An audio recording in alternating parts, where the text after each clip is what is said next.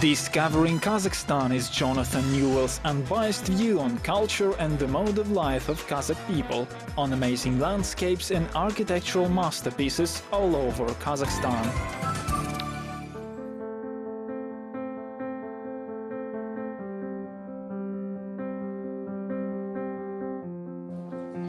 Today on Discovering Kazakhstan, we've come to the capital city of Kazakhstan, to Astana. And today we're visiting the National Library of the country.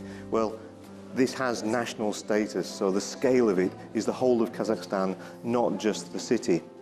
And actually the scale goes beyond there, because this library has got an international reputation. It has an international network where it gets together with other libraries, with researchers from around the world, so they can do more research into the literary culture and the literary history of Kazakhstan. Well, it's a great place. It's not just a library, there's all sorts of things here. And as with many of the things that you find in this country, this place has been built for the people. And that's what I'd like to show you now.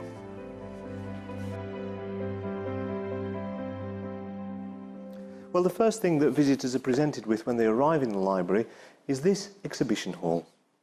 This is like a gallery, and although the theme at the moment is the 550th anniversary of the Kazakh Khanate, the theme varies depending on what's topical at the time. Well, themes here that have been looked at in the past are the 180th birthday of Shokhan Valikhanov, and also the 20th anniversary of the Constitution. So it's not just about books, it's about the general history of Kazakhstan and what's gone on there. Well, this book is looking at the Golden Horde, which of course was a very important part of the formation of the Kazakh Khanate in the Middle Ages. And a lot of the books that are on these shelves here reflect that era and show some of the history of that. So it's a very interesting area here for people who want to come and look at a specific theme. An important part of the National Library is the Book Museum. Well, it's interesting, you know, because many people think that there's a dearth of literature within Kazakhstan, and nothing could be further from the truth.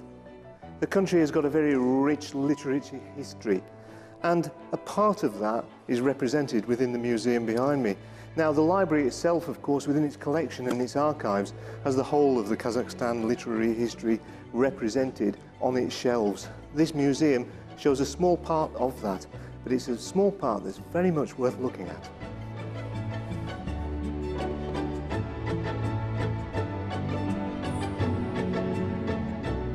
The ornamental entrance to the Book Museum reflects Kazakh traditions, with the tree of knowledge with swallows representing the gathering of information and considered to bring good fortune if they live near the house.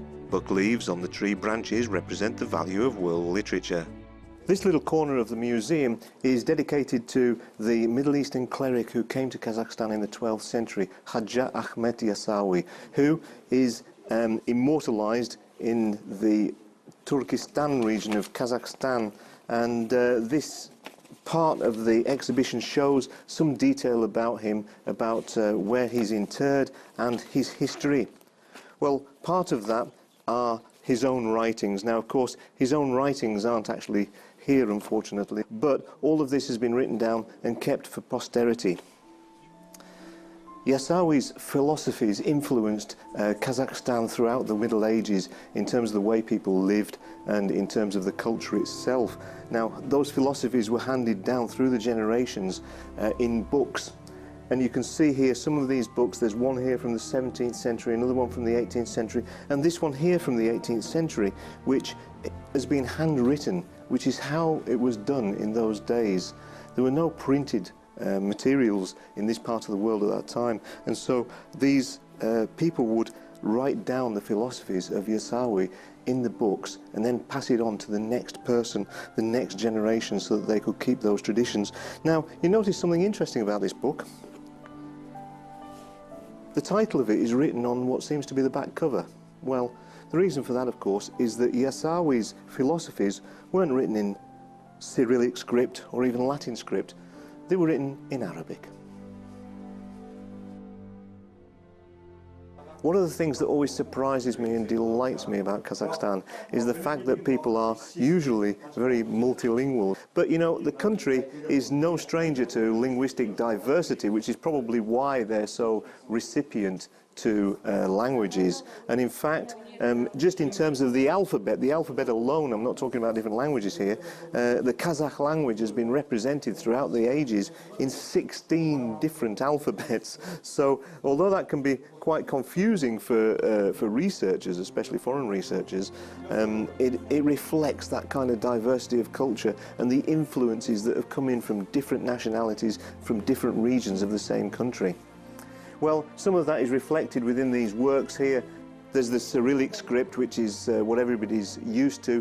That variation on the Cyrillic script that Baytursinov came up with, which is what is in use now. Then there's the Arabic script that was used for a long time before that. These are the main ones. And the Latin script, which has been used in the past, and now there's a movement towards using this kind of script again, to get away from the Cyrillic, but to go to a more Latin script like this. So there's a lot of changes, a lot of flux in the way that language develops, and it's something, of course, that's reflected in the literary history of the country, and of course is reflected in this library. Well, this library isn't just used for things like collecting books and doing research. It's a living example of how the community can get involved in various different aspects of the cultural life of both the capital city, Astana, and of course of Kazakhstan. And today, in this hall here, there's a seminar called The National Theatre, a Reflection of the People. And these young people have all come here today to meet various actors from the National Kazakh Theatre, which is in Astana. They're shortly going to come in and we'll take to the stage, and they'll have a short discussion about what they believe the role of the theatre should be in reflecting people's culture. Da.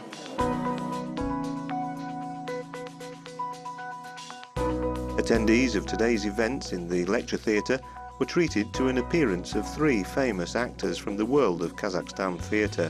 Kuandyk Kystikbayev, Bulat Ibrayev and Altinay Nogerbek regularly appear on the stage of the Kazakh National Theatre in various performances of historic plays.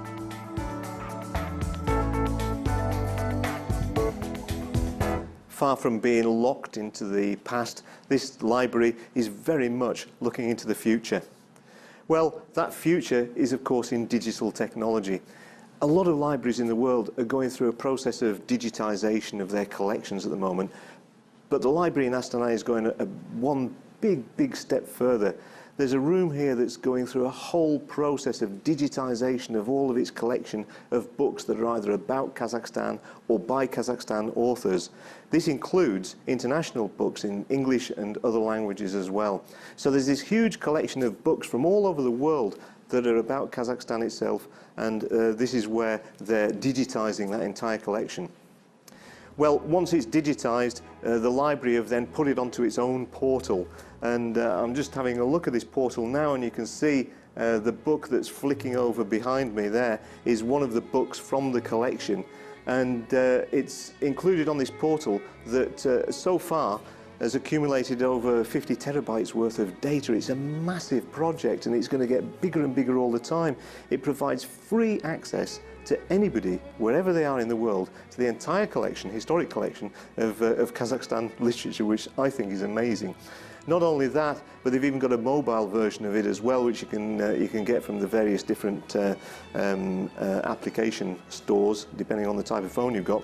And this effectively puts the Kazakhstan National Library digital edition into your pocket, which I think is a fantastic step forward, and it shows great forward-thinking approach to how libraries are run. Despite the modern and futuristic faces of the National Library, it still serves the traditional functions of a library and research institute, with numerous departments with specific purposes or dedicated to certain themes. Abay Kunanbayev, a great philosopher and writer from Kazakhstan's history. In his time, Abay Kunimbayev was a very prolific writer, and it wasn't just his own material that he wrote, he was also a translator of other people's works, particularly the great writers from Russia. So he translated from Russian into Kazakh to bring this literature to his own people. Not only was Abay prolific himself, but other people were also prolific about him. So there are many, many books that were written in many different languages just about this particular philosopher. So therefore, in the museum here, they've created a hall especially dedicated just to Abay Kunimbayev.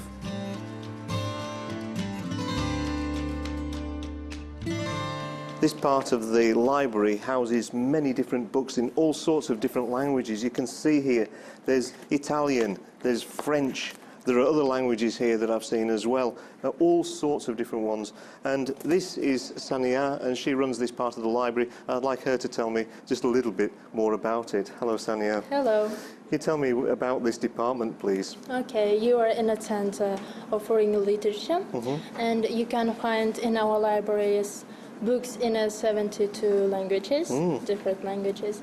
And here you can see also ASEAN countries, corner, the corner of Korean, Goethe Institute, and Turkish Cultural Center. Right. So tell me about the people who come here into this section of the library. What kind of people come here? The most readers is students. They prepare for international tests like TOEFL, IELTS, SAT, right, etc. Super, that's great. Well, thank you very much for showing me around, Sania. You're welcome. Thank you. Well, look at this. This is an incredible place, an Aladdin's cave of all kinds of different old books from different eras, from different countries in different languages. It's fantastic. I just love to sit here with an endless supply of cups of tea and just read my way through all of these books, because there are some amazing things in this collection, some kind of books that, that you've never heard of. And this is one of the great things about it. All of these books have been donated. This is like a reception area for the latest books that have been donated from various people to this library. And goodness me, what a collection. We've got an original Quran there in Arabic language. There's one that's over 700 years old. And it's been in one family for all that time, and it has their commentary written in between the different leaves of the book. It's incredible. There's a French book here that shows Chinese designs throughout the Indies and Persia and the Chinese, and including Japan. And that was published in 1734, and the condition of it is absolutely beautiful. It's very good indeed. And of course, lots of things in the Russian language here. I'd just like to spend a couple of weeks going through just these books alone. This big pile of books here is an architecture encyclopedia from the 19th century, so I can just imagine what's in there, all sorts of detailed information about the architecture of the time. What else have we got? Well, there's a book here that's written in the old Slavic language. It's absolutely not understandable. There's virtually nothing there that you can read unless you're a specialist in that kind of language. Also, here there are 9 volumes of the history of humankind, and again, this was written in the last century, and all sorts of different things are in here. This is also written in, well, this is Old Russian, it's not Slavic, and the first chapter I notice here is about Great Britain and Ireland after the death of George III. I wonder what their interpretation is of Britain and Ireland after the death of George III. I don't know. I don't have time, but I would love to sit here, flick through that and find out something about it. All sorts of books, all sorts of history, all here for the joy of the Kazakh people to come and read it and find out all about these things. The National Library of the Republic of Kazakhstan here in the city of Astana is just one example of how the country is preserving its heritage and making sure that it's maintained for future generations, so that everybody that lives here in the future can enjoy these wonderful pieces of literature, these wonderful pieces of art, etc. Well, there's a lot more to see both here in Astana and throughout the rest of the country, and I hope you'll join me again and discover it with me in discovering Kazakhstan. Goodbye.